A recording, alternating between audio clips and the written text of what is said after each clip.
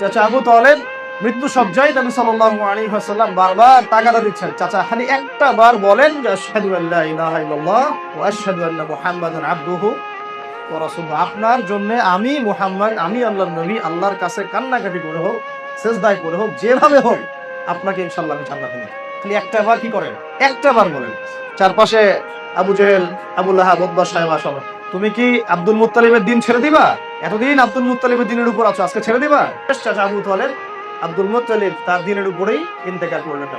নবী করিম সাল্লাল্লাহু আলাইহি ওয়াসাল্লামকে সাহাবীরা জিজ্ঞাসা করলেন, এত সাপোর্ট আপনাকে করেছেন চাচা আবু তালেব, এত সহযোগিতা, আমাদের চিন্তারই বাইরে। যারা সিরাত পড়ে নাই, সিরাতুন নবী সাল্লাল্লাহু আলাইহি ওয়াসাল্লাম জীবনে একদিনও পড়ে নাই, তারা বুঝতে পারবে না। যারা বাসায় একটা বার অন্তত সিরাতের কিতাব পড়েছেন, রাহিমুল মাখতুম হোক, রাহমাতুল লিল আলামিন হোক, যে কোনো সিরাতের কিতাব, তারা বুঝবেন আবু তালেবের কি ভূমিকা ছিল।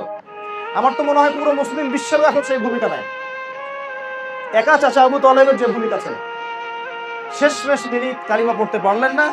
সাহাবীরা প্রশ্ন করেন, নবীজি বলছেন, আমার কারণেই আমার চাচাকে জাহান্নামের উঁচু একটা জায়গায় রাখা হবে, যেখানে তার পায়ের এই যে আমরা নলা বলি, এই পর্যন্ত আগুনে পুড়তে থাকবে না, এবং আগুনের একটা জুতা পরিয়ে দেওয়া হবে, এতেই তার মাথার মগজ টকবক করে ফুটতে থাকবে। নাউযুবিল্লাহ, লা হাওলা ওয়ালা কুওয়াতা ইল্লা বিল্লাহিল আলিয়্যিল আযীম। এখন কি ভাই আপনারা একটু বুঝতে পারছেন, চিন্তা করছেন? একবার কি ভেবে দেখবেন যে আল্লাহ পাক যে আমাকে মুসলিম পরিবারে জন্ম দিয়েছেন, আল্লাহ পাক কি আমার কাছ থেকে পারমিশন নিয়েছিলেন? আমাকে জিজ্ঞাসা করেছিলেন? আপনার কাছ থেকে অনুমতি নিয়েছেন? আপনাকে জিজ্ঞাসা করেছেন? এখনো কি কৃতজ্ঞ হবেন যে আল্লাহ রাব্বুল আলামিন এত রহম করে আপনাকে মুসলিম বানিয়েছেন?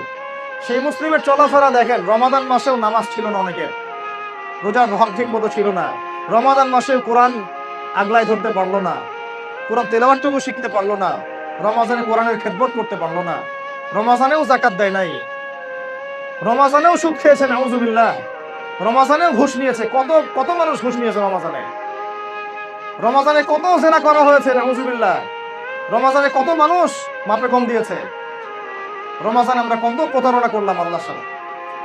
কিন্তু রমাজানে আমাদের নতুন জামা চাই, নতুন বাড়ি চাই, নতুন গাড়ি চাই, নতুন গহনা চাই, নতুন থ্রি পিস চাই। যেন ঈদের দিন মনে হয় এদের জন্যই, এদের সাথে ঈদের খুশির কোনো সম্পর্ক নাই, এই মানুষদের সাথে ঈদের খুশির কি নাই, কোনো সম্পর্ক নাই। তাদের জন্য ঈদ উল ফিতর ছিল, এই খুশি ছিল, ক্ষমা ছিল, যারা রমাজানের হক আদায় করতে পেরেছে, সওম ঠিকঠাক মতো রেখেছে, কোরআন ঠিকঠাক মতো পড়েছে, মানুষকে পড়িয়েছে, ইবাদতের পাবন ছিল, তাহাজ্জুদ করেছে, তারাবির হক আদায় করেছে, কাউকে কষ্ট দেয়নি, দান সাদকা করেছে, বেশি বেশি জিকির করেছে, যাকাত ফিতরাগুলো আদায় করেছে, আল্লাহর কাছে ভয়ও ছিল, আশাও ছিল। ইনশাআল্লাহ আল্লাহ রাব্বুল আলামিন চান তো এই বান্দাদেরকে মাফ করে দিবেন। আমাদের সবাইকে আল্লাহ রাব্বুল আলামিন মুসলিম পরিবারে জন্মগ্রহণ করতে পারার হকটা আদায় করার তৌফিক দান। আরেকটা অংশ বলতে চাই, সেটা হচ্ছে নবী করিম সাল্লাল্লাহু আলাইহি ওয়াসাল্লামের উম্মত হওয়ার সৌভাগ্য। কি বললাম বলেন? নবী সাল্লাল্লাহু আলাইহি ওয়াসাল্লামের উম্মত হওয়ার সৌভাগ্য। আজকে দুটো বিষয় খালি আপনাদেরকে খুতবায় আমি আপনাদের মাথায় দিতে চাচ্ছি, বাকিটা ইনশাআল্লাহ এমনি গুছিয়ে আসবে যদি এই দুটো বিষয় আপনারা বুঝতে পারেন, আয়ত্ত করতে পারেন, কলিজায় ধারণ করতে পারেন। যে এক, আমি আল্লাহ পাকের বান্দা, আল্লাহ পাক আমাকে মুসলিম বানিয়েছেন, মুসলিম পরিবারে জন্ম দিয়েছেন, আমার চলাফেরা 8-10 জনের চলাফেরা এক হতে পারে না। আমার চলাফেরা হচ্ছে কোরআন। আমার চলাফেরা কি? সত্যি কথা বলতে আমাদের কারো চরিত্রই কোরআনের মধ্যে এখন নাই, এটাই সত্য কথা। কিন্তু আল্লাহ পাকের কাছে আমরা তৌফিক চাই, আল্লাহ যেন আমাদেরকে সেরকম চরিত্র ধারণ করার তৌফিক দান। দ্বিতীয় বিষয়টা এটা যে নবী সাল্লাল্লাহু আলাইহি ওয়াসাল্লামের উম্মত হতে পারার সৌভাগ্য। দেখেন, কিয়ামতের মাঠে মানুষ উঠবে, আমরা উঠবো, বহু গুনাহগার মানুষ, কেউ সুদ খেয়ে ফেলছে, বা কেউ ধরেন যে জেনা করে ফেলছে, কেউ হয়তো আরো বড় বড় কবিরা গুনাহ করে ফেলছে, গীবত, তহমত ইত্যাদি ইত্যাদি। আমরা সবাই কবিরা গুনাহগার, আল্লাহ পাক আমাদেরকে মাফ করে। তো কবিরা গুনাহগার মানুষ যখন কিয়ামতের মাঠে হন্তদন্ত হয়ে ঘুরতে থাকবে, হাউজে কাউসারের পানির জন্য, একটু পানির জন্য, একটু তৃষ্ণা নিবারণের জন্য, শাফাআতের সুপারিশের জন্য, নবী মুহাম্মদ সাল্লাল্লাহু আলাইহি ওয়াসাল্লাম নিজের হাতে তার উম্মতকে পানি পান করাবেন। তিনি নিজে সেজদায় পড়ে যাবেন, কান্নাকাটি করতে থাকবেন, আল্লাহ পাক তখন তাকে যে তাসবিহ শেখাবেন সেটা পড়তে থাকবেন। আল্লাহ রাব্বুল আলামিন তাকে বলবেন মাথা উঠাও, কি চাও বলো। নবী করিম সাল্লাল্লাহু আলাইহি ওয়াসাল্লাম তখন বলবেন আল্লাহ আমার উম্মত, আল্লাহ আমার উম্মত, আল্লাহ আমার উম্মত। সমস্ত নবীগণ যেদিন বলতে থাকবেন ইয়া নফসি, হে আমার নফস, আল্লাহ আমার নফস, আল্লাহ আমার নফস। আমাদের নবী মুহাম্মদ সাল্লাল্লাহু আলাইহি ওয়াসাল্লাম বলতে থাকবেন হে আল্লাহ আমার উম্মত, হে আল্লাহ আমার উম্মত, হে আল্লাহ আমার উম্মত। আল্লাহ রাব্বুল আলামিন তাকে শাফাআত করার, সুপারিশ করার অনুমতি দিবেন। তারপর তিনি শাফাআত করবেন, সুপারিশ করবেন। অগণিত কবিরা গুনাহগার আল্লাহর বান্দাদেরকে তিনি জান্নাতে নিয়ে যাবেন। যার অন্তরে লা ইলাহা ইল্লাল্লাহ মুহাম্মাদুর রাসূলুল্লাহ ঠিক ছিল, এই মানুষগুলো জান্নাতে যাবে।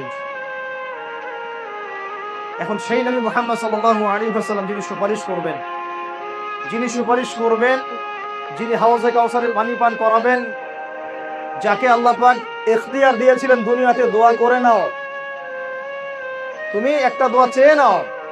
সমস্ত নবী সেই দোয়া চেয়ে নিয়েছে দুনিয়ার জন্য। নবী সাল্লাল্লাহু আলাইহি ওয়াসাল্লাম এটা অবশিষ্ট রেখেছেন উম্মতের জন্য কিয়ামতের মাঠে।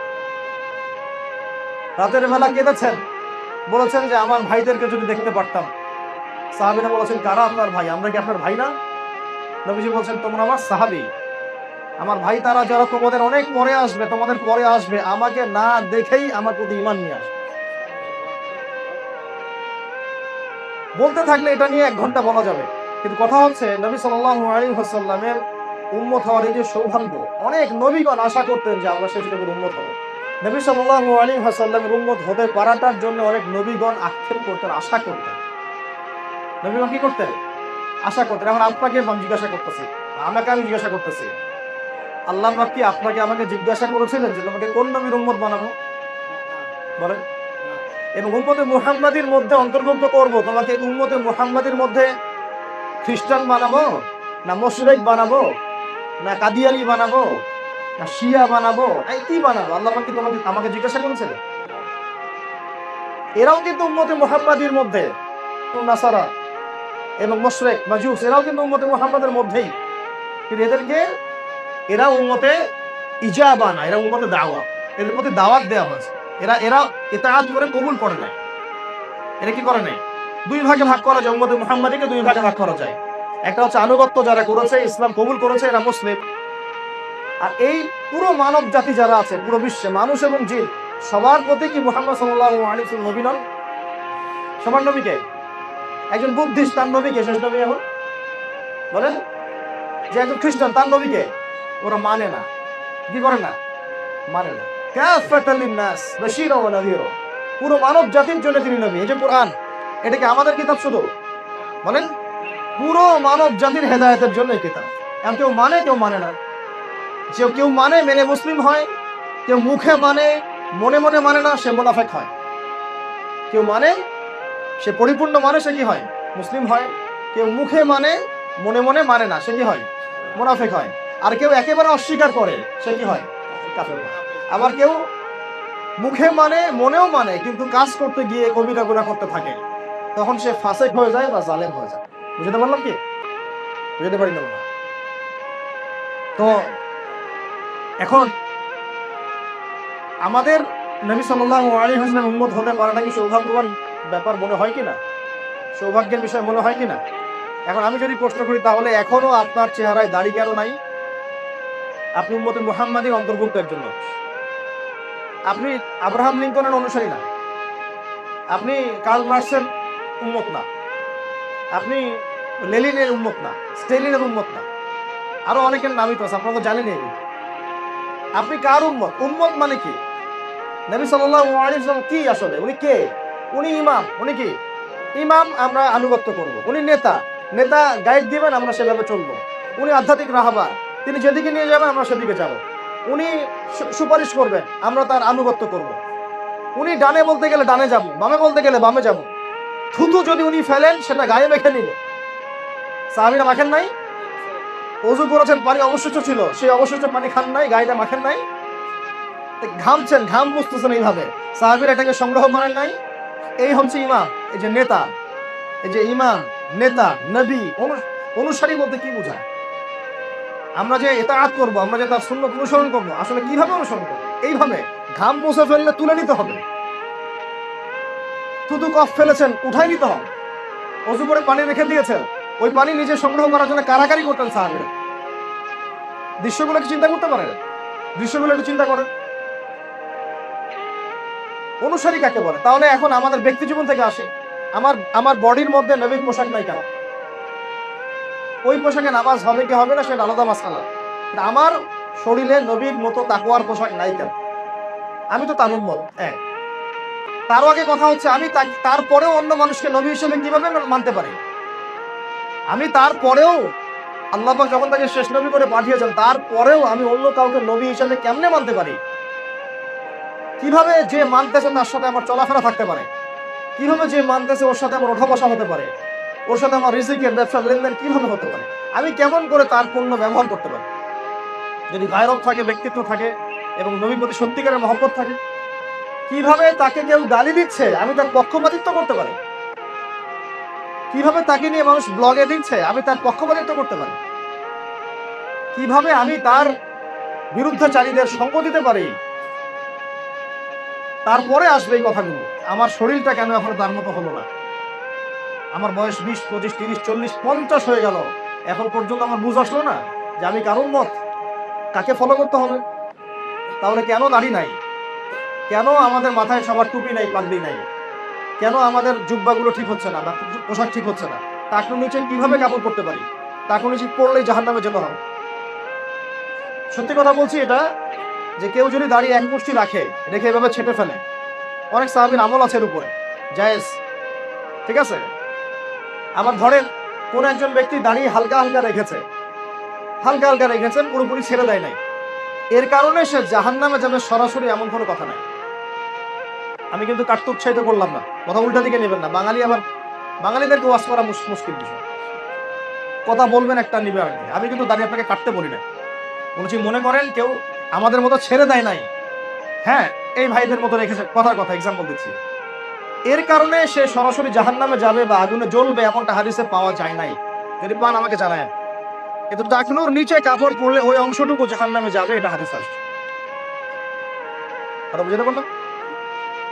তাহলে আমাদের পোশাক থেকে শুরু করতে হবে, আমার আকীদা থেকে শুরু করতে হবে। এখন আমার ঘুম, আমার খাওয়া, ঘুম কয়জনের নবীর মতো আছে বলেন? আমরা রাতকে দিন বানাইছি, দিনকে রাত বানাইছি। খাওয়া দাওয়া কয়জনের নবীর মতো আছে বলেন? খাবার সামনে আসলে 7 পেট করে খাই আমরা। নবীজি বলছেন 1 পেট খাও, পেটের 1 ভাগ খাও, 1 ভাগ পানি পান করো, 1 ভাগ শ্বাস প্রশ্বাসের জন্য খালি রেখে দাও। এই যে রমজানে রোজা রেখেছি, অল্প খেয়ে আমরা থাকতে পারি নাই, কোনো সমস্যায় মরে গেছে, অসুস্থ হয়ে গেছে, বরং আরো সুস্থ হয়ে গেছে।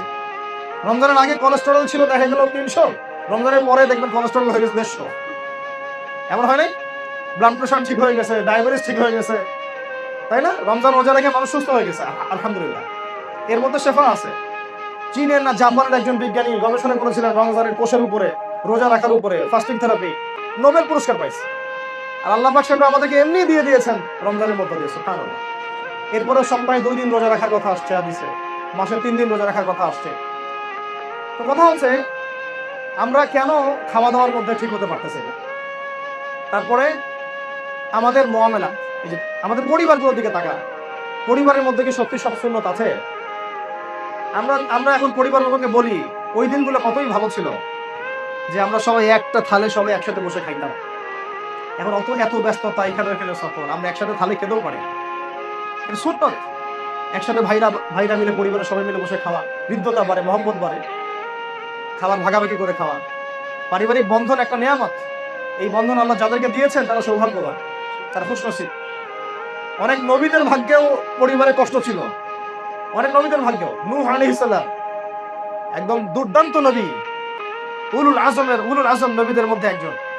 5 জন নবীকে উলুল আজম নবী বলা হয়, তার মধ্যে তিনি একজন। তার স্ত্রী তার কথা শুনতো না, তার দাওয়াত কবুল করে নাই, তাকে নিয়ে সংসার করেছেন তিনি, সুবহানাল্লাহ। লূত আলাইহিস সালাম, কওমে লূত, ওই যে ট্রান্সজেন্ডার, এটা সমকামী গুলা, যেগুলা রেইনবো ফ্ল্যাগ নিয়ে ঘুরে বেড়ায়, এদের কারণে বাংলাদেশে আল্লাহর গজব নেমে আসতে পারে। এদের কারণে বাংলাদেশে আল্লাহ মাফ করুক আমাদেরকে, আল্লাহ হেফাজত করুক, তওবা করে ফিরে আসার তৌফিক দান করুক।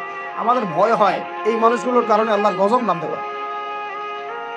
সমকামিতা, আল্লাহর সাথে প্রকাশ্য যুদ্ধ, সুদভিত্তিক ব্যাংকিং সিস্টেম, আল্লাহর সাথে প্রকাশ্য যুদ্ধ।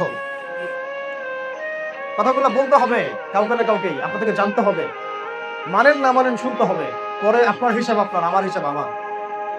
লাকুম দীনুকুম ওয়ালিয়া দীন, ঠিক আছে, কিন্তু বলতে হবে কাউকে না কাউকে।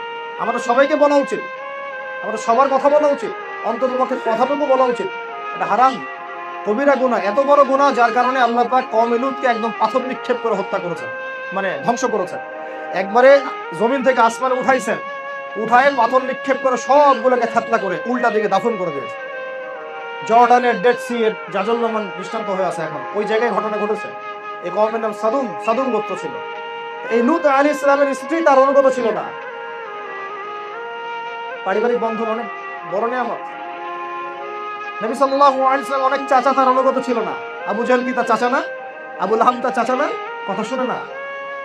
তো আমাদের পারিবারিক বন্ডিং গুলো ঠিক করার জন্য এগুলো একগুলো সুন্নতি পদক্ষেপ। একসাথে খাওয়া, একসাথে কথা বলা, মাশওয়ারা করা, হ্যাঁ, মতামত ব্যক্ত করা, বিনিময় করা, চেষ্টা চালিয়ে যাওয়া। কারণ আল্লাহ পাক বলেছেন লা ইউকাল্লিফুল্লাহু নাফসান ইল্লা উসআহা। আল্লাহ পাক সাধ্যের অতিরিক্ত কাউকে দায়িত্ব দেবে। আমরা চেষ্টা চালিয়ে যাবো আমাদের জায়গা থেকে। এরপরেও যদি কেউ না শুনে, তাহলে আম হাসিবতুম আন্না আসহাবাল কাহফি ওয়ার রাকিম কানু মিন আয়াতিনা আজাবা। আসহাবুল কাহফ হতে হবে। সূরা কাহফের এই ঘটনাটা পড়লে বুঝতে পারবেন, তারা সোশ্যালি, পারিবারিকভাবে, সামাজিকভাবে, রাষ্ট্রীয়ভাবে এক ঘর হয়ে পড়ছে। অল্প কয়েকটা যুবক, সবাই একদিকে চলে, 7 জন 9 জন উল্টা দিকে চলে, আল্লাহর দিকে চলে, তাওহীদের দিকে চলে। শেষে তারা বেচারা আর এই সমাজে থাকতে পারলো না, সেখান থেকে চলে গিয়ে গুহায় থাকা শুরু করে, গুহার মধ্যে গিয়ে থাকা শুরু, আলাদা হয়ে গেল আর কি। ওখানে ঘুম পাড়িয়ে দিলেন আল্লাহ পাক। 309 বছর পর ঘুম থেকে উঠাইছেন। ঘটনাটা পড়ে দেখেন। আসহাবুল কাহফের ঘটনার মধ্যে অনেক শিক্ষা আছে। তো এই পরিবার ঠিক করতে হলে সুন্নত লাগবে। এখন কতজনের পরিবারে দেখেন সুন্নত আছে, পর্দা আছে, মিসওয়াক কয়জনের বাসায় আছে, মিসওয়াক, ওয়াশরুমে যাওয়ার সুন্নত কতজনের ঠিক আছে, ওযু সুন্নত মোতাবেক কতজন করতে পারে, নামাজের সুন্নত কয়জনের ঠিক আছে, এগুলো জানতে হবে না? পড়তে হবে না? ফিকহের বইগুলো পড়তে হবে তো, কোন আমলের কি কি সুন্নত আছে, যাকাতের সুন্নত কি, ফরজগুলো কি কি, সালাতের ফরজ কি, সালাতের সুন্নত কি, মুস্তাহাব কি, আমি যে ব্যবসা করতে যাব, ব্যবসার কি সুন্নত আছে, এখানে কি ফরজ আছে, কি করতে পারবো, কি করতে পারবো না, কিভাবে করলে নবী সুন্নত মোতাবেক হবে। এমনকি আমি সমাজের নেতা হয়েছি, কিভাবে সমাজটা চালালে পরে সুন্নত মোতাবেক হবে, মানুষের আমি দোয়া পাবো, আল্লাহ রহমত পাবো, জানতে হবে না? আল্লাহ পাক আমাকে রাষ্ট্র ক্ষমতা দিয়েছেন, কিভাবে চালালে জনগণ সুখী থাকবে, নবীর সুন্নত মোতাবেক হবে, আল্লাহ খুশি হবেন, নবীও খুশি হবেন, পরকালে আমি জান্নাতে যাব, জনগণও ভালো থাকবে। জানার দরকার নাই না? এগুলো শিখতে হবে আমাদেরকে পশ্চিমাদের থেকে, আব্রাহাম লিঙ্কন থেকে, লেনিন স্ট্যালিন থেকে শিখতে হবে নাকি? আমাদের তো কোনো নেতা নাই না, নাউজুবিল্লাহ। আমাদেরকে আল্লাহ পাক কোনো নেতা দেন নাই, কোনো নবী দেন নাই। আমরা সত্যি কথা বলতে আমার কনক্লুশন হচ্ছে এটা, যে আমরা নবী মুহাম্মদ সাল্লাল্লাহু আলাইহি ওয়াসাল্লাম উম্মত যে হয়েছি, এর মর্মটাই আমরা বুঝতে পারি, এর মর্মই বুঝতে পারি। তার একটা সুন্নতের উপর সারা জীবন গবেষণা করতেছে ইহুদিরা বসে বসে, খ্রিস্টানরা গবেষণা করতেছে, বৌদ্ধরা গবেষণা করতেছে। নবী সাল্লাল্লাহু আলাইহি ওয়াসাল্লাম বলেছেন এশার নামাজের পর ঘুমিয়ে যাও। কেন বললেন? এর মধ্যে ফিজিক্যাল কি উপকারিতা আছে দেখে গবেষণা করে বের হলো যে রাত 10টা থেকে 1টা পর্যন্ত বা 2টা পর্যন্ত যারা ঘুমায়, তাদের ফিজিক্যাল যে স্ট্রাকচার, কন্ডিশন, সুস্থতা, বার্ধক্যে গিয়েও তারা স্ট্রং থাকে। বার্ধক্যে কি থাকে? স্ট্রং থাকে। এর ওই 3 ঘন্টার ঘুম 9 ঘন্টার সমান, 8 ঘন্টার সমান। আর সারাদিন যদি 8 ঘন্টাও আপনি ঘুমান, ওই 3 ঘন্টার ঘুমের সমান হবে। এটা হয়েছে না? এখন বুঝতে পারতেছে না? ফিজিক্যালি শারীরিক পরিশ্রম করতে বলেছেন তিনি। আমরা আয়েশি হয়ে গেছি, নিজের কাজ নিজে করতেন, নিজে জুতার ফিতা নিজে সেলাই করতেছিলেন একদিন বসে বসে। সুবহানাল্লাহ, সুবহানাল্লাহ। একদিন নিজে জুতার ফিতা ছিঁড়ে গেছে, ওটা নিজে সেলাই করতেছে বাসায় বসে বসে। কে কে সেলাই করতেছে? জীবনে করেছি আমরা কখনো? এটাকে আমরা অপমানের কাজ মনে করি, অপমানের কাজ মনে করি। স্ত্রী রান্না করতেছেন, তিনি তরকারি কেটে দিয়েছেন, সাহায্য করেছেন। চিন্তা করা যায়? এগুলো ভাবাও যায় এই যুগে এখন? সুন্নত শুধুমাত্র এই চেহারায়, দাড়িতে, পোশাকে না। আমি এক কথা শেষ করে দেই, একেবারে আমার আকীদা থেকে শুরু করে আমার আমল, আমার নামাজ, আমার রোজা, আমার যাকাত, আমার ব্যবসা, আমার বাণিজ্য, এমনকি আমার অর্থনীতি, রাজনীতি পর্যন্ত নবীর সুন্নত মাফিক আমরা ঢেলে সাজাতে পারি, তাহলেই নবীর উম্মত হওয়ার কৃতজ্ঞতা স্বীকার করা হবে, হাকিকি অর্থ স্বীকার করা হবে। না হলে শুধু মুখে দাবি করা হবে, বাস্তবে এটার প্রতিফলন ঘটবে না। আর মুখে স্বীকার করে যদি আমল না করি, আল্লাহ পাকের জন্য আমাদেরকে আযাবও দিতে পারেন। আল্লাহ রাব্বুল আলামিন আমরা সবাইকে মুসলিম পরিবারে জন্মগ্রহণ করতে পেরেছি এই শুকরিয়াটুকু আদায় করার তৌফিক দান করুন। চলতে ফিরতে বেশি বেশি পড়তে থাকবেন আলহামদুলিল্লাহ, খালি পড়তে আলহামদুলিল্লাহ। আল্লামা তাকি উসমানী দামাত বারাকাতুহু তার একটা মুযাকারা আছে আমাদের সামনে, বসে থাকতেন এমনি এমনি অনেকক্ষণ বলতে থাকতেন আলহামদুলিল্লাহ আলহামদুলিল্লাহ আলহামদুলিল্লাহ। জিজ্ঞাসা করা হতো যে ওস্তাদ কি হলো, কি জন্য আলহামদুলিল্লাহ বলতেছে? উনি বলতেন সারাদিন আল্লাহ পাকের কত নিয়ামত ভোগ করলাম, তখন তো আলহামদুলিল্লাহ বলার কথা মনে ছিল না, এখন কাজা আদায় করতেছে। ওই যে ঘুমানোর সময় 33 বার সুবহানাল্লাহ, 33 বার আলহামদুলিল্লাহ, 34 বার আল্লাহু আকবার আছে না? কেন আছে এগুলা? ওটা ফিল করে করে পড়া, যে সারাদিন অনেক নিয়ামত আমি ভোগ করেছি, সুবহানাল্লাহ বলার আমি সময় পাইনি, হয়তো মনে ছিল না, আলহামদুলিল্লাহ পড়ার সময় পাইনি, মনে ছিল না, ওটা কাজ আদায় করতেছে না। ঠিক আছে? তো আল্লাহ পাক আমাদেরকে মুসলিম পরিবারে জন্মগ্রহণ করতে পারার এই কৃতজ্ঞতা আদায় করার তৌফিক দান করেন, আমিন। এবং একজন প্রকৃত মুসলমানের জন্য যা যা করণীয় এগুলো করার তৌফিক দান করেন। সহজ কথা, এক কথা, কোরআনে যা আছে মানবো, মানতে আমি বাধ্য। হাদিসে যা আছে মানবো, মানতে আমি বাধ্য। আল্লাহ পাক কোরআনে যা নিষেধ করেছেন আমি ছেড়ে দিব, ছাড়তে আমি বাধ্য। হাদিসে নবী যা নিষেধ করেছেন এক কথায় ছেড়ে দিব, কোনো প্রশ্ন করতে যাব না, কারণ এটা ছাড়তে আমি বাধ্য। বাস খালাস, সামি'না ওয়া আতা'না, শুনলাম মানলাম, শুনলাম মানলাম। এই ঈমান, এই বিশ্বাস নিয়ে যদি অল্প আমলও কেউ করে জান্নাতে চলে যাবে ইনশাআল্লাহ। মানুষ বেশি বেশি ইবাদত করে জান্নাতে যেতে পারবে না। বেশি বেশি ইবাদত, অনেক বেশি ইবাদত, এগুলো জান্নাতে যাওয়ার মানদণ্ড কিন্তু না। মানদণ্ডটা কি জানেন? আল্লাহর রহমত এবং আমাদের সামি'না ওয়া আতা'না, শুনলাম মানলাম, আনুগত্য। এর উপর দিয়ে তাকওয়া অর্জিত হয়, এবং এই তাকওয়াই আল্লাহ পাকের কাছে কবুলিয়াতের মর্যাদার একমাত্র মানদণ্ড। আল্লাহ পাক আমাদের সবাইকে পরিপূর্ণ মুসলমান হওয়ার তৌফিক দান করেন। উদখুলু ফিস-সিলমি কাফা, ইসলামে পরিপূর্ণরূপে প্রবেশ করো, এই আয়াতের হক আদায় করার তৌফিক দান করেন। আল্লাহ পাক বলেছিল আলী ইমরানের 102 নম্বর আয়াতে, ইত্তাকুল্লাহ, আল্লাহকে ভয় করো,